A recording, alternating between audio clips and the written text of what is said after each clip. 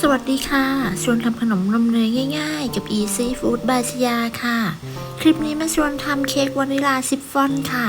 สูตรเค้กเนื้อนุ่มหอมอร่อยมาพร้อมสูตรวิปปิ้งครีมชีสรสชาติหวานน้อยอร่อยและไม่เลี่ยนรับรองว่าอร่อยถูกใจเราไปดูวิธีทำกันเลยค่ะเค้กวานิลาสูตรนี้เป็นสูตรชิฟฟ่อนค่ะขั้นตอนแรกเราก็มาแยกไข่ก่อนแยกไข่แดงและไข่ขาวออกจากกันโดยระวังอย่าให้มีไข่แดงติดไปในไข่ขาวค่ะใช้เป็นไข่เบอร์2จำนวน3ฟองแยกไข่เสร็จแล้วเรามาทำส่วนผสมของไข่แดงก่อนค่ะใส่น้ำตาลทรายและเกลือลงไปในไข่แดงตามด้วยนมสดและน้ำมันพืชค่ะจะใช้เป็นน้ำมันคาโนล่าน้ำมันมะพร้าวหรือน้ำมันรำข้าวก็ได้ค่ะแต่ไม่แนะนำให้เป็นน้ำมันปาล์มนะคะเสร็จแล้วก็คนส่วนผสมให้เข้ากันจากนั้นมาเตรียมแป้งค่ะก็จะมีแป้งเค้กและผงฟูร่อนแป้งเค้กและผงฟูลงไปในส่วนผสมของไข่แดงจากนั้นใส่กลิ่นวานิลาลงไปแล้วก็ใช้ตะกร้อมือคนส่วนผสมให้เข้ากันค่ะคนส่วนผสมให้เข้ากันจนไม่เหลือเม็ดแป้งจากนั้นพักส่วนนี้ไว้ก่อนต่อไปตีไข่ขาวค่ะเปิดสปีดความเร็วกลางตีไข่ขาวให้ขึ้นฟองหยาบเล็กน้อยจากนั้นใส่ครีมออฟทาทาลงไปถ้าไม่มีสามารถใช้น้ำมะนาวหรือน้ำส้มสายชูแทนได้ค่ะจากนั้นทยอยใส่น้ำตาลทรายลงไปแจ็คแบ่งใส่น้ำตาลทราย3ครั้งค่ะแต่ละครั้งก็ให้ห่างกันประมาณ 15-20 วินับในใจเอาก็ได้ค่ะจากนั้นก็ตีต่อจนกระทั่งไข่ขาวมีลักษณะเป็นสีขาวนวลตั้งยอดปานกลางปลายงองุ้มประมาณนี้ก็ใช้ได้แล้วค่ะเสร็จแล้วตีต่อด้วยความเร็วต่ำอีก30วิเพื่อตัดอากาศค่ะนำไข่ขาวที่ตีได้มาผสมกับส่วนผสมของไข่แดงค่ะโดยตักแบ่งมาผสม3ครั้งแต่ละครั้งก็ให้คนตะล่อมด้วยความเบามือคนตะล่อมส่วนผสมให้เข้ากันด้วยความเบามือจะทำด้วยตะกร้อมือหรือไม้พายก็แล้วแต่ความถนัดเลยค่ะหรือจะใช้ทั้ง2อย่างก็ไม่ว่ากันค่ะเสร็จแล้วเรามาเตรียมถาดค่ะจะใช้เป็นถาดขนาด 7x7x2 นิ้ว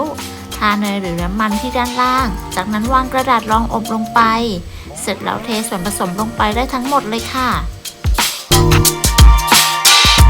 ก่อนนำเข้าอบอย่าลืมเคาะเพื่อไล่อากาศด้วยนะคะอบด้วยอุณหภูมิ160องศาไฟบนล่างไม่เปิดพัดลมจะวางไว้ชั้นล่างของเตาอบค่ะใช้เวลาอยู่ที่ประมาณ 20-25 นาทีเมื่อเค้กสุกแล้วก็นำออกจากเตาอย่าลืมเคาะเบาๆเพื่อให้เค้กเซ็ตตัวด้วยนะคะจากนั้นก็พักเค้กไว้ให้เย็นค่ะเมื่อเค้กเย็นแล้วเราก็มาตีวิปปิ้งครีมเพื่อนำไปตกแต่งเค้กกันค่ะใส่น้ำตาลไอซิ่งลงไปในวิปปิ้งครีมเปิดสปีดความเร็วสูงตีจนกระทั่งวิปปิ้งครีมขึ้นฟูประมาณ1เท่าจากนั้นหยุดเครื่องแล้วก็ปาดชามผสมต่อไปเราก็ใส่ครีมชีสลงไปเป็นครีมชีสอุณหภูมิห้องนะคะเสร็จแล้วใส่กลิ่นวานิลาลงไปเล็กน้อยแล้วก็ตีส่วนผสมให้เข้ากันค่ะใช้เวลาตีไม่นานนะคะถ้าตีนานเกินไปส่วนผสมจะเหลวค่ะเสร็จแล้วก็หยุดเครื่องแล้วก็นำวิปปิ้งครีมชีสไปตกแต่งเค้กได้ตามต้องการได้เลยค่ะจากนำไปใส่ถุงบีบจะได้บีบตกแต่งได้ง่ายค่ะต่อไปก็นำเค้กออกจากพิมพ์เพื่อนำไปตกแต่งค่ะ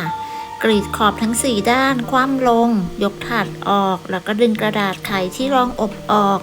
จากนั้นกลับด้านค่ะจะตักด้านบนออกเพื่อให้เค้กเสมอกันจากนั้นนำวิปปิ้งครีมชีสที่ใส่ถุงไว้ตัดปลายถุงออกแล้วก็นำมาบีบเป็นเส้นบีบจนกระทั่งเต็มหน้าเค้ก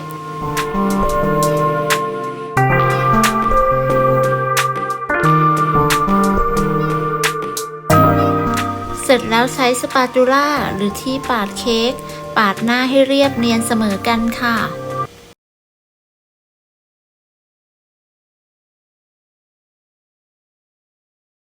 ใช้มีดตัดขอบออกทั้ง4ด้านจากนั้นก็ตัดแบ่งได้ตามต้องการจากตัดแบ่งออกเป็นทั้งหมด9ชิ้นค่ะเค้กวานิลาชิฟฟ่อนสูตรนี้เนื้อนุ่มมากๆค่ะรสชาติหอมอร่อย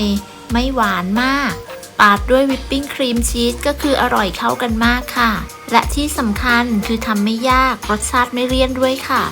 หลังจากที่เราตัดแบ่งแล้วก็ตกแต่งได้ตามต้องการเลยค่ะตกแต่งด้วยเม็ดน้ำตาลสีสันสวยงามน่ากินหรือจะนำวิปปิ้งครีมที่เหลือไปผสมสีใส่หัวบีบแล้วก็บีบให้สวยงามตามที่ต้องการได้เลยค่ะหากไม่ใส่พิมพ์สี่เหลี่ยมแบบแจ็คจะใส่เป็นพิมพ์วงกลมก็สามารถทำได้ประมาณ 2-3 ปอนด์ค่ะ